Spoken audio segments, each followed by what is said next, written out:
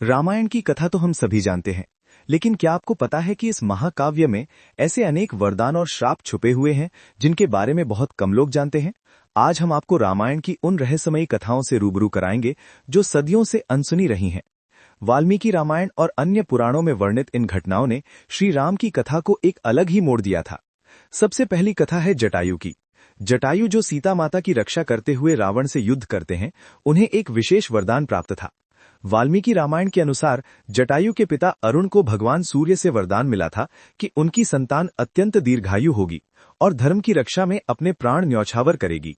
लेकिन साथ ही एक श्राप भी था कि जटायु को अपने जीवन के अंतिम क्षणों में भीषण पीड़ा सहनी होगी।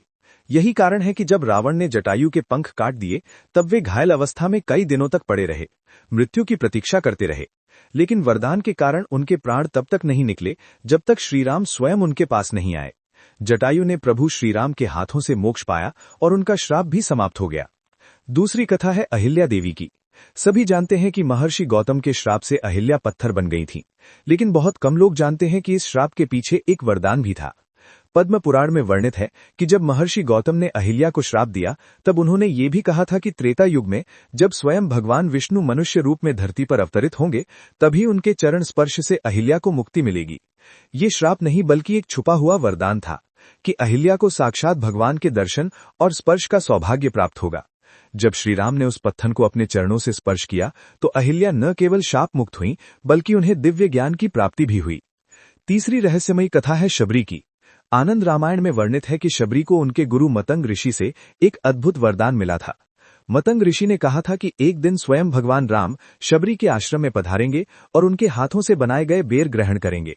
लेकिन साथ ही ये भी कहा था कि शबरी को अपने गुरु की मृत्यु के बाद अकेले ही प्रभु की प्रतीक्षा करनी होगी।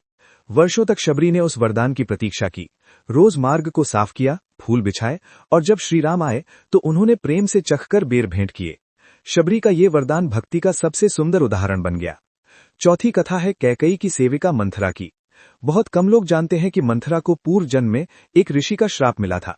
स्कंद पुराण के अनुसार मंथरा पूर्व जन्म में एक सुंदर अप्सरा थी, जिसने एक तपस्वी ऋषि का तप भंग करने का प्रयास किया था। क्रोधित होकर ऋषि ने श्राप दिया कि अगले जन्म में वो कुबड़ी होगी और एक ऐसे कार्य का कारण बनेगी जिससे पूरे संसार में उसका नाम कलंकित होगा।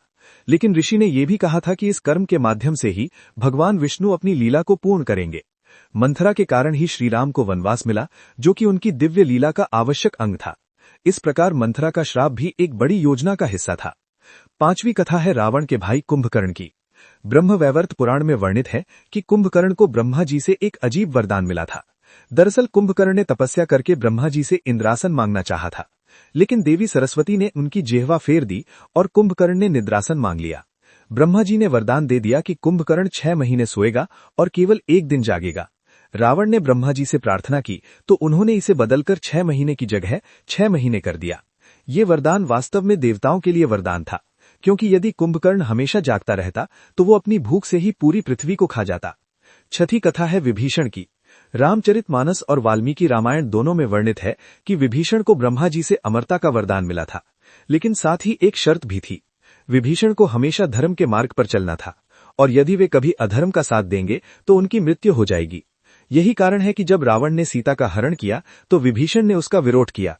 उन्होंने अपने भाई का साथ छोड़कर श्रीराम की शरण ली, क्योंकि वे जानते थे कि रावण अधर्म के मार्ग पर है।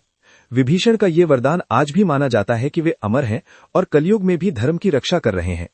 सातवीं और अंतिम कथा है दशरथ की। महाभारत और पुराणों में वर्णित है कि राजा दशरथ को एक श्राप मिला था जो उनकी मृत्यु का कारण बना। एक बार युवावस्था में दशरथ शिकार के लिए गए थे। अंधेरी रात में उन्होंने एक आवाज सुनी जो पानी पीने की लग रही थी। सोचकर कि कोई हिरण है, दशरथ ने शब्दभेदी बाण चला दिया, लेकिन वो आवाज श्रवण कुमार की थी, जो अपने अंधे माता पिता के लिए पानी भर रहा था। मरते हुए श्रवण कुमार ने दशरथ को बताया कि वे अपने वृद्ध और अंधे माता पिता की सेवा कर रहे थे।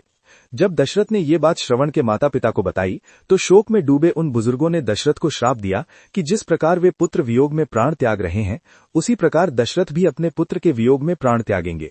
यही श्राप पूरा हुआ जब श्रीराम वनवास गए और दशरथ उनके वियोग में प्राण त्याग दिए। ये सभी कथाएं हमें ये सिखाती हैं कि रामायण केवल एक कथा नहीं है, बल्कि जीवन के गूढ़ सत्य का संकलन है। हर वरदान और हर श्राप के पीछे एक गहरा उद्देश्य छुपा है।